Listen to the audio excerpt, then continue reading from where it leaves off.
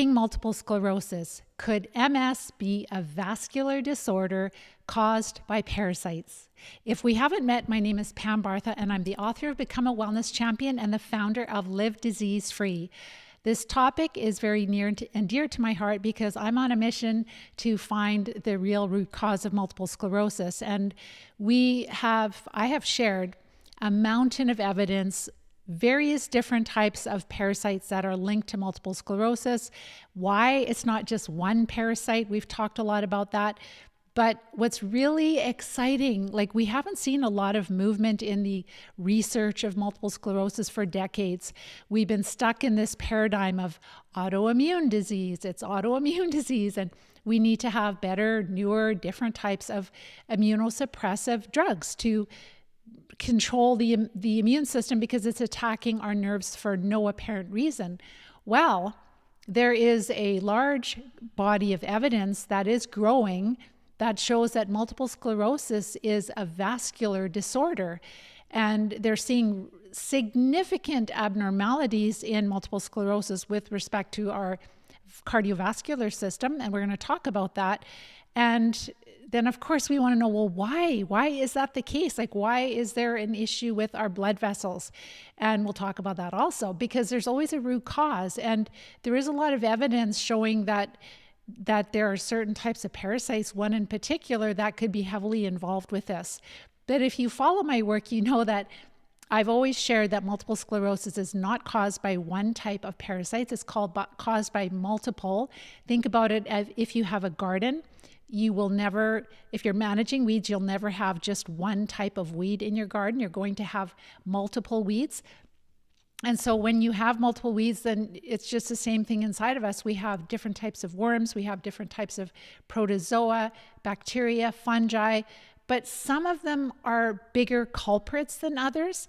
And so we're going to talk about a really significant one that really impacts our cardiovascular system.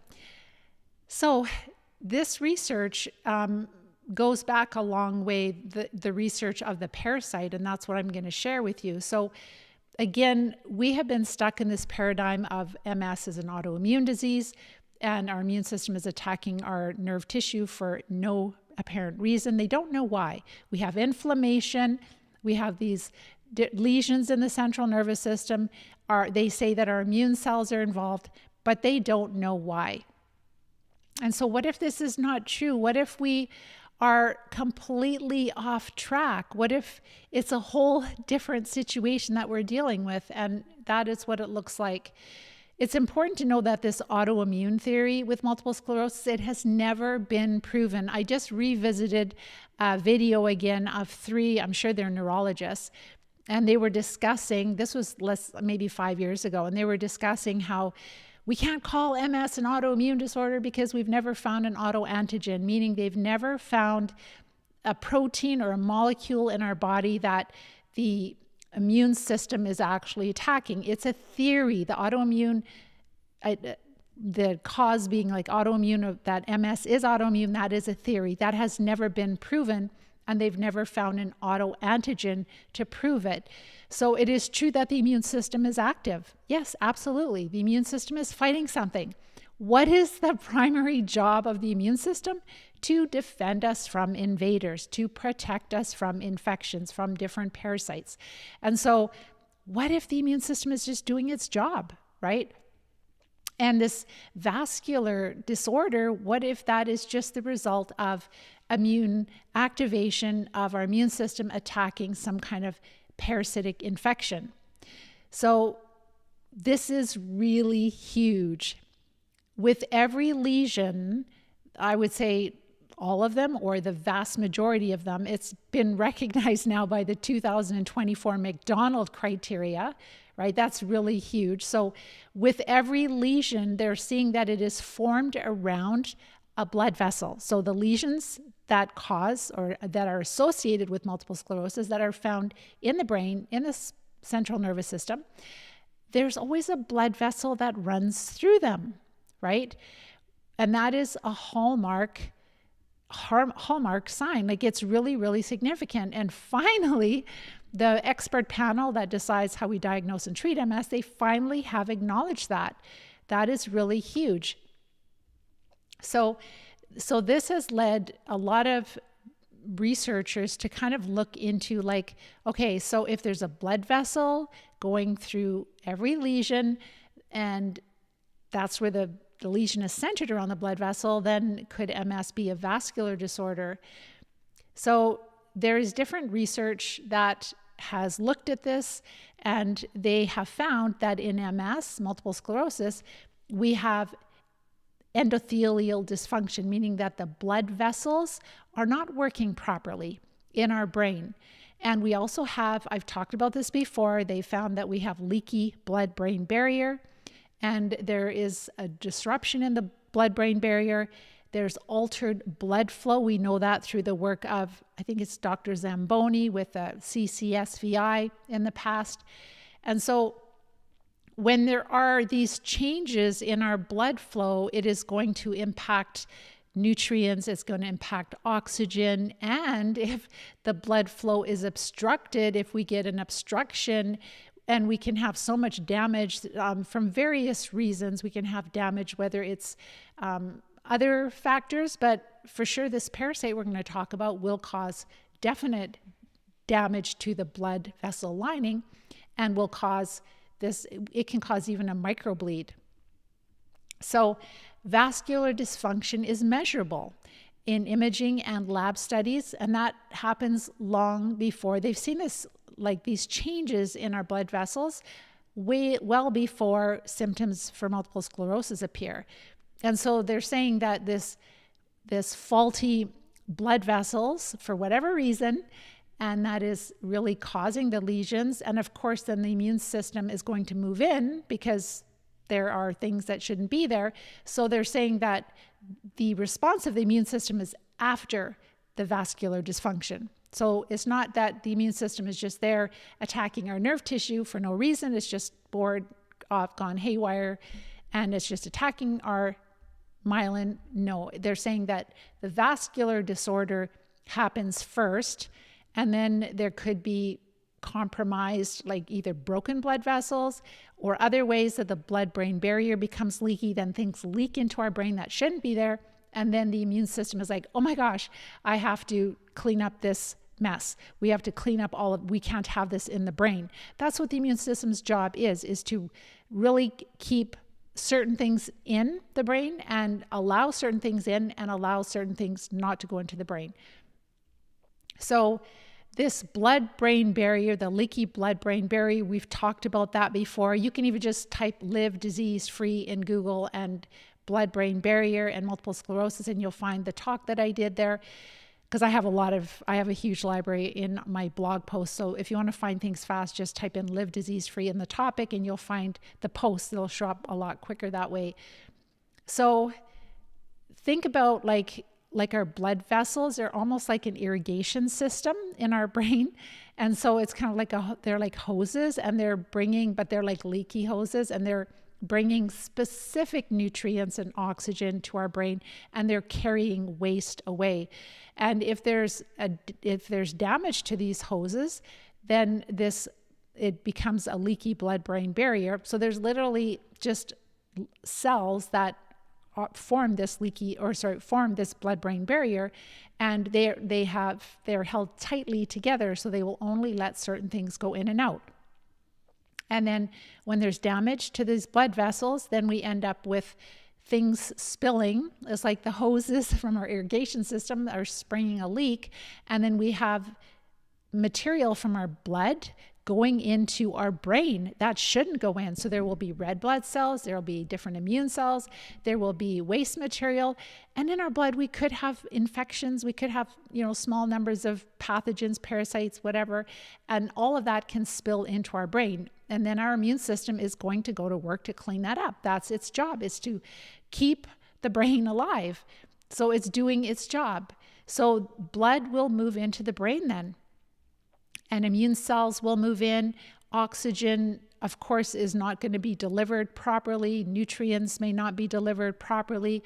And we can end up with inflammation, right? Because inflammation is the war where the immune system is fighting some type of enemy.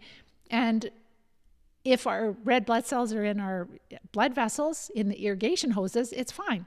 But when they're just floating around in the brain, the immune system has to protect us from that. It has to clean it up. So MRI technology now shows this central vein in the core of the vast majority of all MS lesions. That's really, really significant. So nearly every lesion has a damaged vein in its center.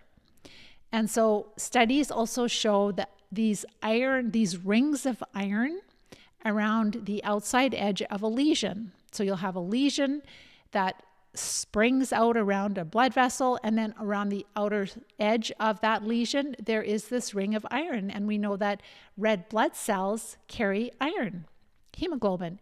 And so when the immune system is getting rid of, cleaning up, we can have a deposit of iron remaining from the red blood cells that ended up in the lesion in that area. So it's just so crazy. So this has been known for many, many years about those rings of iron. Like I would probably like the early 1900s in multiple sclerosis, which is crazy. So also the vascular risk connection. So large population studies in various countries like England, Denmark, and Sweden, they found that people diagnosed with MS have 150 to 300% higher risk of heart disease, stroke, and death. So huge increase, 150 to 300% increased risk of heart disease and stroke and death. So this means that, I should mention also too, that when they saw that significantly higher cardiovascular disease in MS, they were taking into account things like lifestyle, smoking, diabetes, medication. So they were controlling for those factors. And they still found that with MS, 150 to 300% higher risk of having these different heart disease and stroke and death from it. So MS also shows striking overlap with hypertension, diabetes, and obesity, which are all classic cardiovascular disorders also. And then history really shows that, so now we're going to go into the parasite link, because we always want to look for a cure, right? We don't want to just go, okay, now we have before it was faulty immune cells that we have to suppress, we have to destroy them, we have to take drugs for the rest of our lives. And now, our vascular system, the blood vessels are not working properly. So what kind of drugs could we take to try to make them work properly, right? It's just like it doesn't end. Or we could say, what is causing our blood vessels to be dysfunctional, leaky, right? Why are we having a leaky blood-brain barrier? What's different? What is causing this? What is the root cause? That is what we want, because we want to treat the root cause. We want to recover, and we want to heal, and we want to live our very best life. So last week I shared that, and I'm going to just quickly rush over to the notes here, but really significant findings. So I'm not saying that malaria, Babesia, or a similar protozoa is the only cause of all of our neurological symptoms in multiple sclerosis, but I am saying there is a mountain of evidence that this is one of the very big players in multiple sclerosis. So last week, make sure to go back and look at that video if you haven't seen it, or even our blog post is better because you can see my notes. You can scan the notes or watch the shorter version of the video. And you can find that on livediseasefree.com, livediseasefree.com. Go to blog and you'll see the most recent post. I'll be posting this research. It'll be either Friday or Monday. It'll be published. And that'll be a new blog post. So every week I'm releasing this new research, and some of it's not new, but it's just newly rediscovered. So the link between malaria and MS dates back to the late 1800s, early 1900s, where they actually had malaria in the United States. They were treating people that had malaria. They were treating them with a malaria drug, quinine. And they were noticing that when they were treating people for malaria, that the people that had MS that were getting the malaria drug, they had significant improvements in their health, like really significant. And they were like, that's really strange. And so then there were some researchers that started to carry on with that research, and they started to look for malaria in multiple sclerosis, and they looked for antibodies to malaria in multiple sclerosis. And so with all of that, they noticed that they found malaria and antibodies to malaria in multiple sclerosis patients and not in healthy controls. And they also found that like it's really hard to find malaria in the brains of people. Like, so if they're finding it, that was pretty significant because it was hard to find in anybody. And so there's at least 140 years of research linking multiple sclerosis to some type of a Babesia, malaria type of protozoa or something similar to that. Just a second, I feel like I have a hair. There we go. So 140 years of research. So that's 75 peer-reviewed scientific articles linking MS to malaria or a protozoa similar to malaria. So in 30 to 40% of the patients, of MS patients, they actually detected malaria parasites. In 20% of, antibodies to malaria. So in 30 to 40% of MS patients, they detected malaria antibodies. And in 20% of MS patients, they detected the actual parasites, malaria parasites. And in 0% of the patients that had other diseases or they were healthy people, they could not find the parasite, the malaria parasite in them. So that is really huge. And another big thing is that the people that had multiple sclerosis, when they found the malaria parasite in them, none of them had traveled to tropical destinations. They got them in their own country, whether it was the United States, Canada. I think these studies were mostly done in the United States. And then also some of the doctors went on to start treating malaria with quinine, which is a malaria drug, and had tremendous recoveries in multiple sclerosis patients. And also, and I should say all that information, the research was dropped. So there was like heavily researched field of, all this like, oh my gosh, like we're finding malaria in MS, we're finding antibodies to malaria in multiple sclerosis, we're treating MS patients with quinine and they're doing so well. And in healthy people, they don't have the antibodies, they don't have the malaria, the parasite. So like all that research got lost. It got dropped. It was forgotten for decades. And all of this happened around the 1950s and 1960s, where before that, researchers really believed that all diseases were caused by infections. And then all of a sudden, we just stepped into this whole autoimmune theory in the 1950s or 60s. There was a very wealthy family group that started to really influence the doctors, the medical schools. And from that point on, everything is autoimmune, including, all the different types of conditions, not just multiple sclerosis. So there are other similarities in pathology with multiple sclerosis and malaria. So some of them would be, so this might be a little technical for you, but for some of you that are research buffs, so granulomas and capillary hemorrhages, so we talked about that, where little blood vessels in the brain break. Iron deposits, we talked about that. And leptomeningitis. Also, people that are suffering from cerebral malaria and multiple sclerosis, they all have lesions found in the same areas of the brain. So if you have cerebral malaria, you have lesions, and they will be located in the same area of the brain as the MS lesions. So there's a lot of similarities. Now let's talk about symptoms. The symptoms of malaria are virtually identical to symptoms of MS. So I've talked about several different types of infections that were found in the central nervous system of MS, and a lot of them cause similar symptoms. And that would make sense, because if you have these parasites, these infections up against certain nerves and the immune system is fighting them, and those nerves are becoming inflamed, you would have similar symptoms. So it's not a stretch to say, well, Pam, you said that worms cause, the filarial worms cause these symptoms, and Borrelia causes these symptoms. Yeah, they do. In the scientific literature, they do. But it's like, which parasites do you have? Which nerves, where are they located? Which nerves are being inflamed? Because there's a war beside those nerves.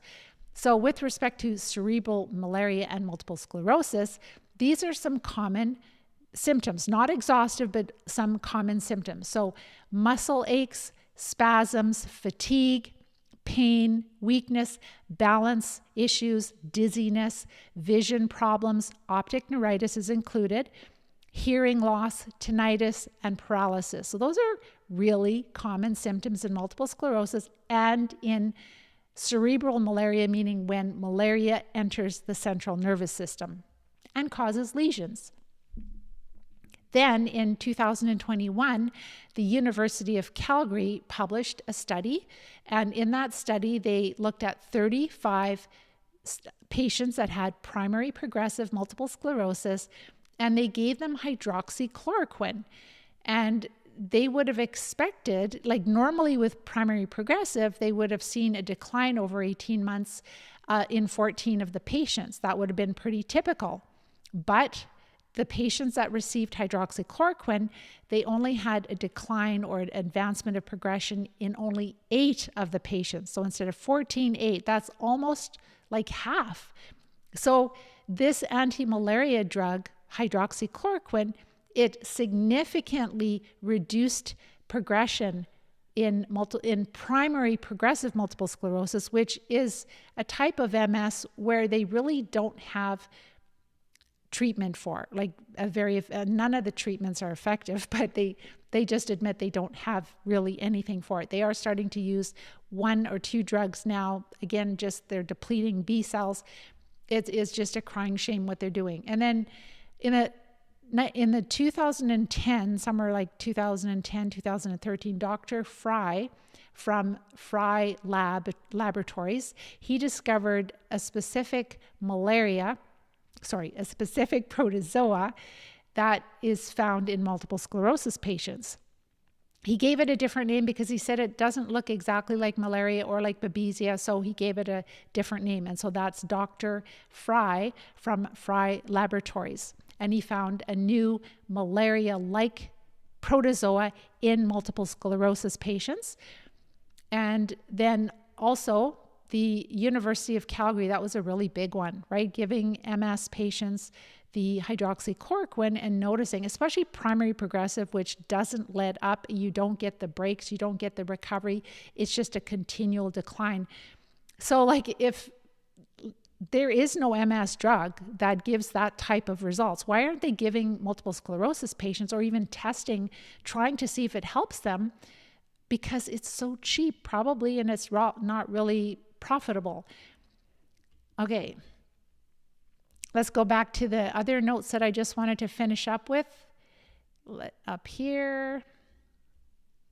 Okay, so we talked about a lot of the similarities between malaria and multiple sclerosis. And when I say malaria, it could be Babesia, it could be a different type of a cousin of these types of protozoa, like what Dr. Fry found. We don't know, but it is a protozoa that infects red blood cells. So when this protozoa infects red blood cells, they become sticky, they're dysfunctional. They stick to the lining, the blood vessel lining. They can also stick to each other. They can form clumps. They can obstruct blood vessels, so they can cause ruptures, right? The blocked flow and ruptures. And they can also, so with multiple sclerosis, sticky red blood cells. We see in multiple sclerosis, what is true is that we have poor veinage, like the veins, they're not draining properly, and we see iron deposits. And with malaria Babesia, the similarity there is that the red blood cells they know that they adhere to the walls of the blood vessels and they block the flow. So the lining of the blood vessels are inflamed in malaria and in multiple sclerosis. And also anemia is common in both malaria and multiple sclerosis. Or when I say malaria, remember, it's just a protozoa that could be malaria, but it could be, like, we're not looking for it. So unfortunately, we don't know which species it is. Also platelet activation. So that is, it triggers microclots in malaria, and it is seen in MS, elevated platelet there is elevated platelet activity in multiple sclerosis. And then also red blood cell stiffness. So red blood cells are supposed to be able to kind of fold on themselves because they have to squish into these tiny little capillaries in the brain. So they have to be like soft and malleable, like not really soft, but they have to be able to bend and move and become deformed to fit through small blood vessels.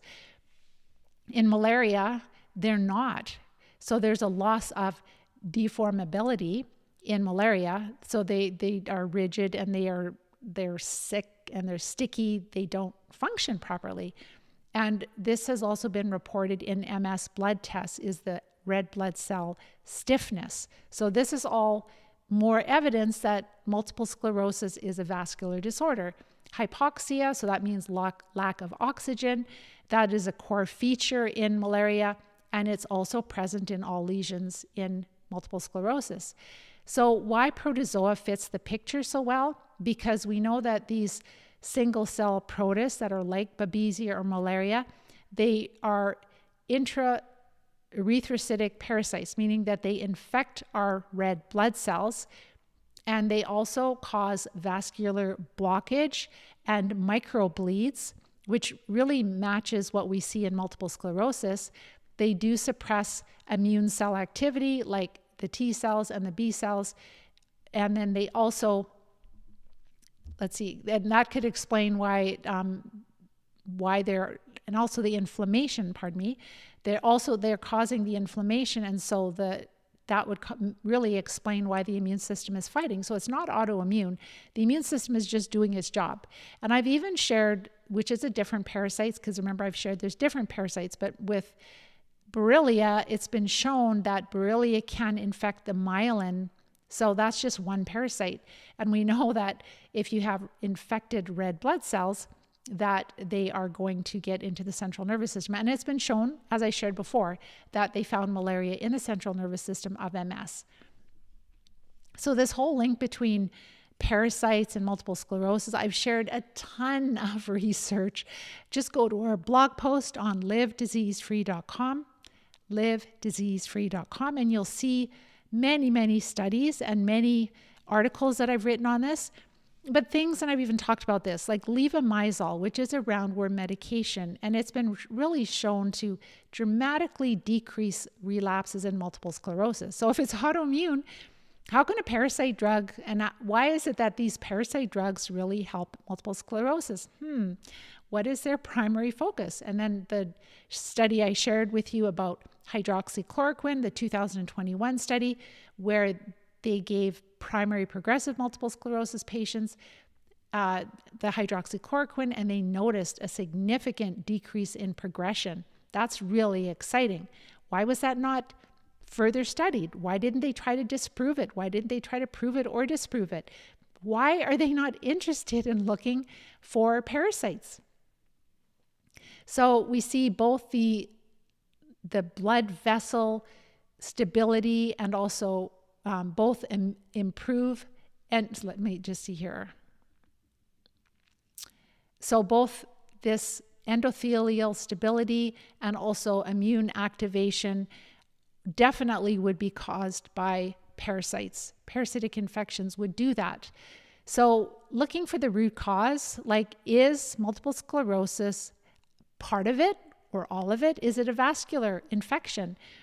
So it could be malaria, it could be Babesia, it could be a different one where this parasite enters our bloodstream. And like we might say, well, why are we susceptible to this? Because probably other people have been exposed also and they did not get multiple sclerosis.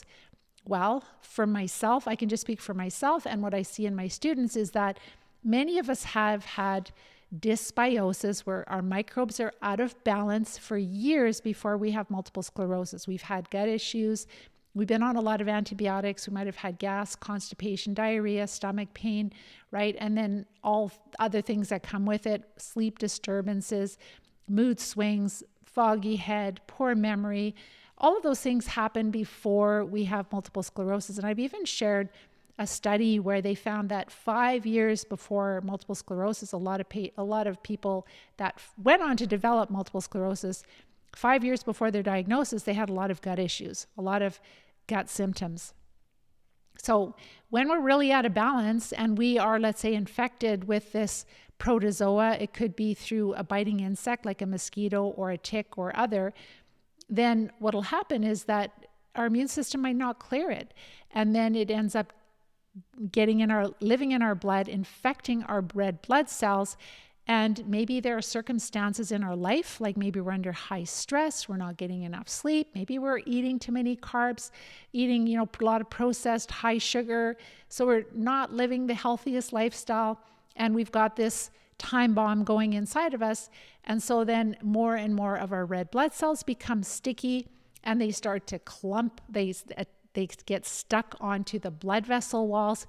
They start to build up and make these clusters of sticky, dysfunctional red blood cells, which is really going to affect our oxygen, right? Because as our red blood cells definitely bring oxygen to all parts of our body. And then when the red blood cells are supposed to go through these tiny little capillaries in our brain and in other parts of the body, we don't notice, but they are not able to fold and to kind of squish themselves to get in through those vessels. And they're stiff and they're rigid and they can actually cause blockages. And then when we have blockages, we can have disruption, damage to the lining of those vessels. Then we have leaky blood-brain barrier. And then all of a sudden, things that are in our blood will spill into our brain. And then we have this lesion forming, and that's a pocket of inflammation where the immune system is trying to do damage control, because the immune system gets called into that area by other things. Like I think there's proteins in the blood vessel lining that if the blood vessel lining is damaged, then it sends signals. Our body is so intelligently designed, like that we would think that we should be destroying our immune cells is absolute insanity. So what will happen is that we have a spillage into the blood, into our brain. The immune system is trying to clean it up. That is the war. The inflammation is the immune system is fighting something. Invaders. So the red blood cells, the immune cells, the parasites that get in there, the waste material, all of that stuff should not be in the brain, and the immune cells are going to clean up and kill what they need to, destroy, remove. We end up with a lesion, and then we end up with a remnant of iron from the red blood cells that spilled into the lesion around the periphery of the lesion. So that is so simple. Like, let's start to study this, right? Prove this theory wrong. Why won't we look at this? It's very, very plausible with over 140 years of research linking a protozoa with multiple sclerosis. And then all of this evidence more recently about how MS is a vascular disorder. And then even the 2024 McDonald criteria saying, oh yes, there is a blood vessel in the center of every lesion. Like, duh, that's how they're diagnosing MS. So could the lesions be coming from the blood vessels? Yes, I would think so. Why won't we study that? So this has huge implications for diagnosis, because we can actually, like when people start getting the symptoms, the neurological symptoms, we could start looking. We could start looking to see, like, do they have healthy cardiovascular system? We could start looking for parasites like protozoa, like malaria type protozoa. We could be looking at their blood work. We could say, like, are there changes in their red blood cells? Are there less red blood cells? Are they wider than normal? Do we see anemia? Do we see that the red blood cells are sticky, that they are deformed? Do we see changes in our platelets? It's so simple. They're doing the blood work anyhow. And so this is really where we want to come in and help bring change. We want to help bring more better diagnostic tools for doctors to be able to recognize these things early. So maybe when we have our first flare, it's like, oh, let's look at your blood. Let's look at your red blood cells, and let's look at your platelets, and let's look for parasites, and on. And it's more difficult to look for chronic parasites, especially in the brain. But we could start with symptoms, and we can start with looking at blood work, and that can really get us onto the bandwagon of going in the right direction. And then what is the harm if you have symptoms of malaria, like the same symptoms, and you have evidence of this protozoa? Then they give hydroxychloroquine to lupus patients, to arthritis patients. It's not a cure. Obviously, they're not treating the parasites 100%.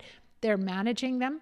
But wouldn't that be more helpful if it did manage it better than the immunosuppressive drugs, which don't help, because the immune system is just doing its job?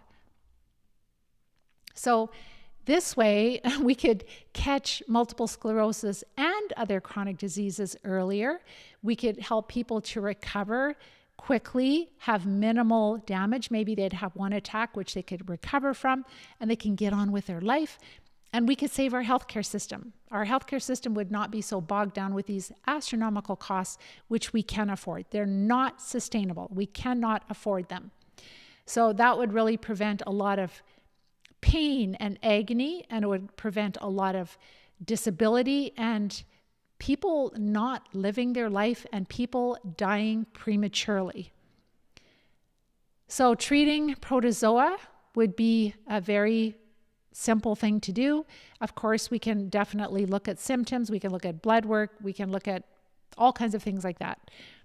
And so that would definitely, of course, we have to do a healthy lifestyle. All of those things are important. And, these doctors, hopefully, as we start to share this information, they'll see that it's not just the malaria. We want to correct our microbiome enough so that when we get that next bite from the mosquito or from a tick or from another biting insect, could be a horsefly, it could be those biting flies, any biting insect, spiders, that we're not going to just crash and burn because our microbiome is in balance enough, then our immune system will be strong enough. Most of our immune system is around our digestive tract, around our intestines. Probably about 80% or more of our immune system is located around our intestines, because that is the greatest abundant population of microbes that live in our body. So yes, some are in our mouth and our nose and our throat and parts of our urinary tract and our reproductive tract, but mostly it's in the gut. And so when our microbes are in balance, then our immune system is not under so much stress, and it's able to deal with when we get other pathogens that sneak into us. So it's really important, if we want to fully live, it's not just about trying to treat. We don't want to be like the patients that have lupus or arthritis and they're given the malaria drug for the rest of their life. We don't want to live on drugs. We just want to be healthy. It is possible. People are recovering all the time. All right. So this whole new perspective for multiple sclerosis is that looking at the old paradigm, multiple sclerosis is an autoimmune disease where the myelin is attacking nerve tissue for no apparent reason. The new view is that, multiple sclerosis is actually a vascular disorder.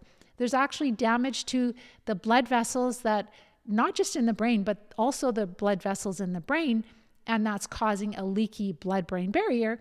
And of course, the immune cells are going to be called in, and of course, they're going to do cleanup. And we do have inflammation because of that damage.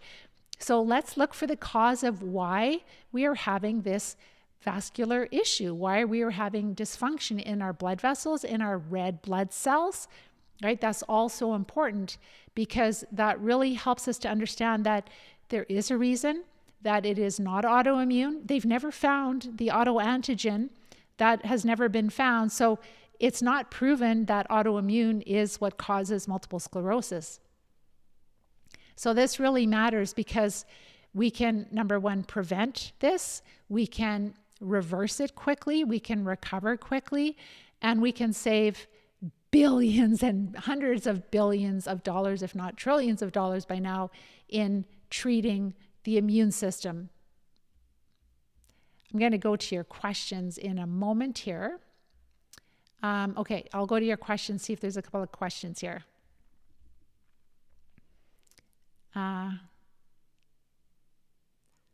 Let's see, here we go. So someone is asking about, will ivermectin, fenbendazole, and other parasite medications help reverse multiple sclerosis? Yes, they will. But it's not a cookie cutter treatment plan. So for most people that I work with, they don't test well for fenbendazole. I know that all over the internet, everybody's taking fenbendazole and ivermectin, which is really unfortunate because it's like, what do you want? Do you want a cure or I don't say cure. I mean, do you want to recover? Like, you can't sterilize your body of these parasites. You can knock them back so far, decrease their presence in your body so much that you feel amazing. And then you have to manage that for the rest of your life. So ivermectin probably is more helpful for MS. Fenbendazole, not usually. Fenbendazole is fine. It is good for certain cancers, but it is quite a weak parasite drug, so it's not really a front runner. Our students usually test well for 3 to 5 parasite drugs at one time. Hello, Dee. So you're searching for an antiparasitic. There won't be one that will help you recover from any condition. Think about if you've ever had a garden, you will have multiple types of weeds in there. You'll have like dandelions and thistles and knotweed and all kinds of different weeds in there. And there will not be one parasite drug that will treat all the different types of parasites in you. So one parasitic will not treat roundworms, flatworms, which are tapeworms, and flukes. It will not also treat protozoa. So you have to use targeted treatments for the types of parasites that you have. And I would not recommend just winging it because these are drugs. Number one, you're either going to take not enough and then the parasites will become resistant and you can't use it in the future. Or if you take too much, you can end up in the hospital. You can end up really sick. Is there something to fight candida and fungal infections? Well, number one, your diet. So follow the Live Disease Free diet, which you'll find on our website, livediseasefree.com. Under research, you'll find all the diet guidelines. That really helps a lot. It doesn't treat it, but it really makes it suffer. Then there are different herbs you can start with that are in health food stores that are like helpful for treating fungus and other small bacteria. For some of our students, so most of them, they will need to use things like the antifungal drugs that are more helpful because they work systemically. Some of us have more candida, some of us have more mold, and some of us have a combination. So someone else has been consuming diatomaceous earth for 3 years now. Please do not take it ongoing. It's not supposed to be taken ongoing. You can take it for short periods of time and then stop. It should not be taken for long periods of time. I don't believe that it will cross the blood-brain barrier. It's not supposed to cross the blood-brain barrier. You can give it to your pets occasionally. It's good for chickens. But again, just be really careful that you're using the right amount and you're not using it ongoing.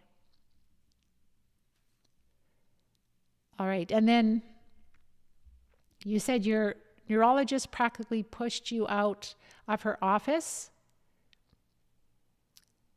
No MRI scans showed no lesions detected, none. That's awesome. But honestly, the thing is that it doesn't cross the blood-brain barrier. And number two, I've worked with thousands of people and none of us have been able to recover from diatomaceous earth. I wish it was that simple. If it was, it would be great. So it is not that simple. That's right.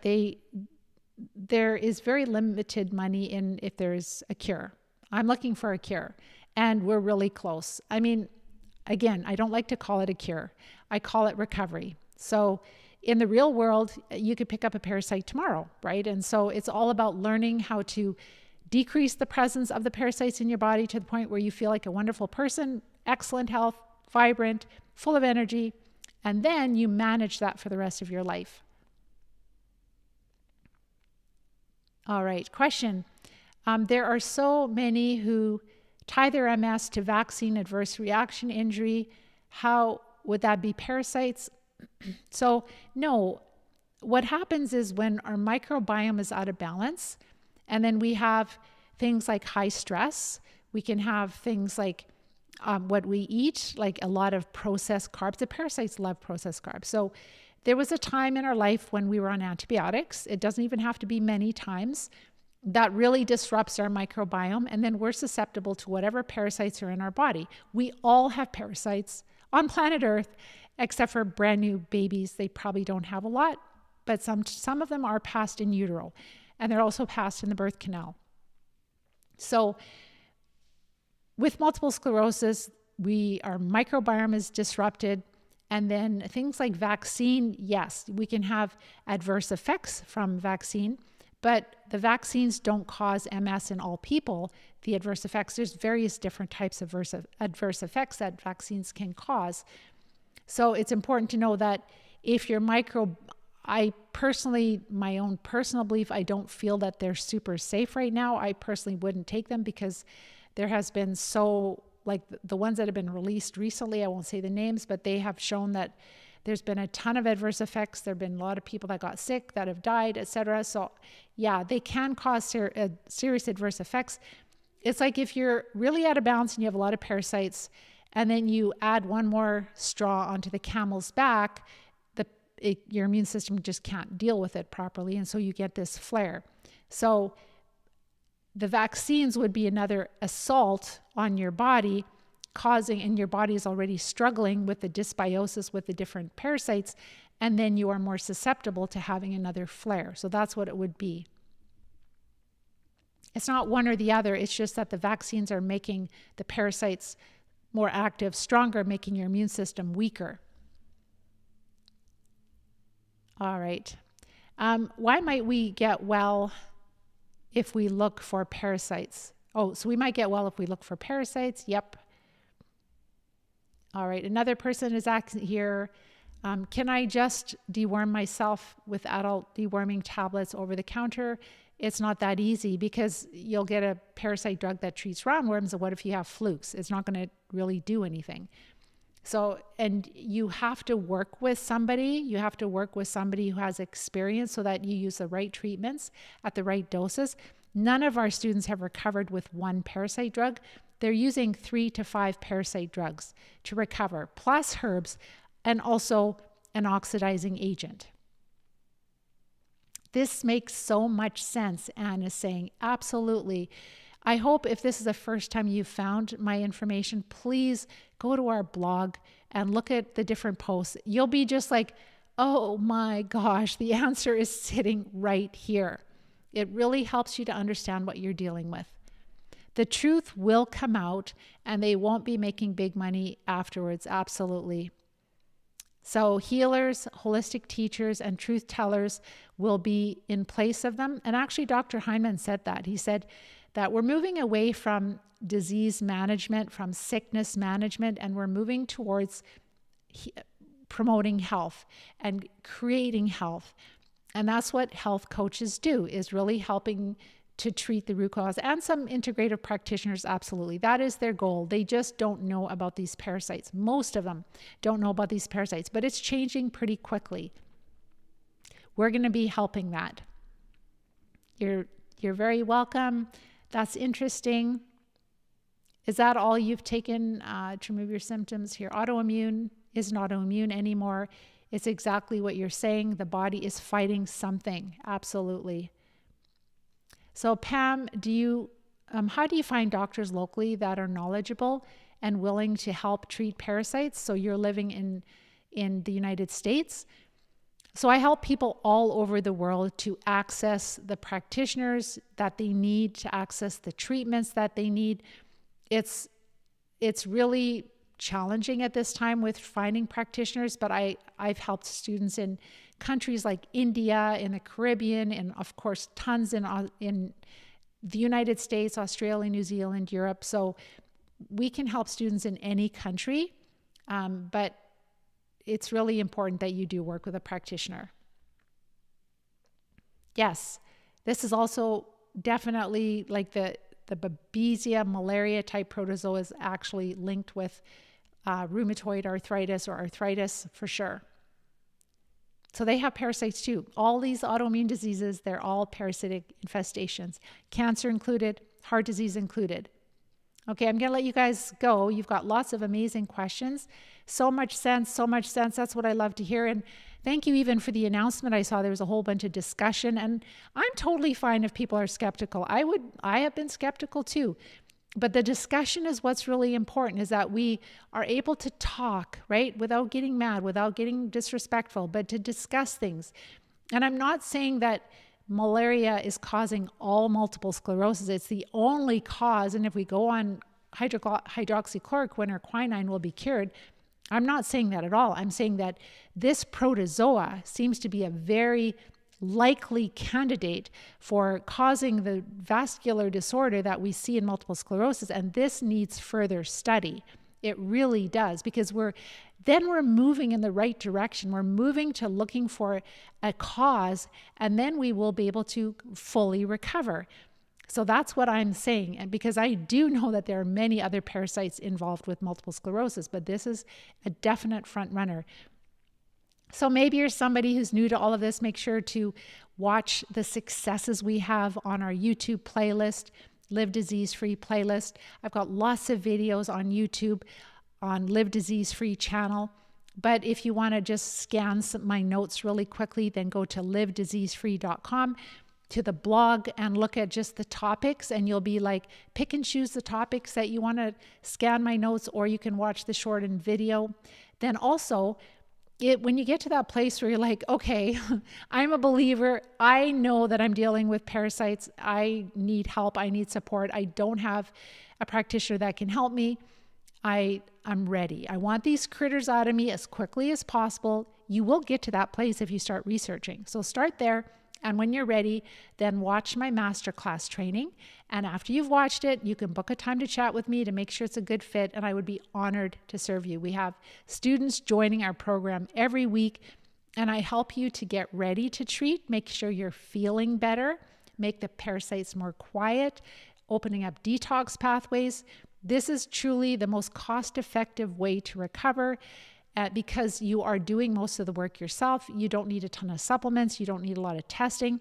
It's just very minimal, because you want to get ready to treat and treat as quickly as possible. But it does take strategy. These parasites, it's not like if you have strep throat and you take an antibiotic and you're good in 10 days. That's not how it is with worms and protozoa and bacteria that's chronically like in your central nervous system and just deep in your body. And the worms can lay 200,000 eggs in a day, so they're just really difficult to treat.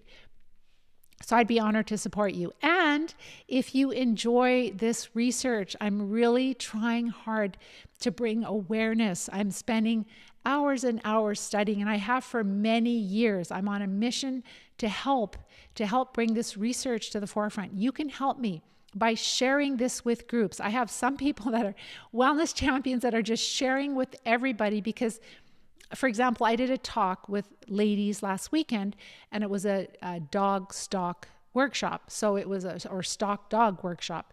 And they're ladies that have these beautiful dogs, and they're training them to herd sheep. And so the organizer of this workshop, she's a friend of mine, and she's like, you've got to come and talk to these ladies because they all have different health issues, and they're exposed to a lot of parasites through their sheep and also their dogs and other livestock they have on their property. And so at first it was kind of like, you know, how myself and others have recovered from MS. And then as I was going along, they're like, I have all those symptoms. I have all of that. I'm like, oh my gosh, I need to talk to you. So it's just that they're at the early stages. They're not at the stage of those of us that have been diagnosed with MS, PLS, Parkinson's, ALS, all of these, Alzheimer's, all of these horrible MS type neurological disorders. They're not there yet. We're just more heavily infested than they are. So help us get the word out. Like, share, and subscribe. That helps others to see this research and start talking about it. Start talking about it in different groups. Share the link, share the research. I also created a one-page PDF that you can take to a healthcare professional that is open. Don't take it to somebody who's going to be really negative and nasty to you, but somebody who's really open. You can just look for live disease-free in Google and then put down MS is infectious disease, and you'll find that PDF and put PDF behind it, and it'll pull it up quickly. And then that way you can actually share that. You can email your doctor. It has all the links. He can further study it. And next week, I'm going to be talking about how many different parasites are known to cause lesions in the central nervous system. So they're like, we don't know what's causing these lesions. Well, science says that parasites cause lesions in the central nervous system. It's not rocket science. It's not a mystery. And this is yet more evidence that we have to get out. So I'm going to keep preaching this research, sharing it, and you guys can help me. Together we can bring change. If you need support, make sure to reach out. I'd love and be honored to support you. With that, I hope you have a wonderful week. Talk to you next week. Take care and bye-bye for now.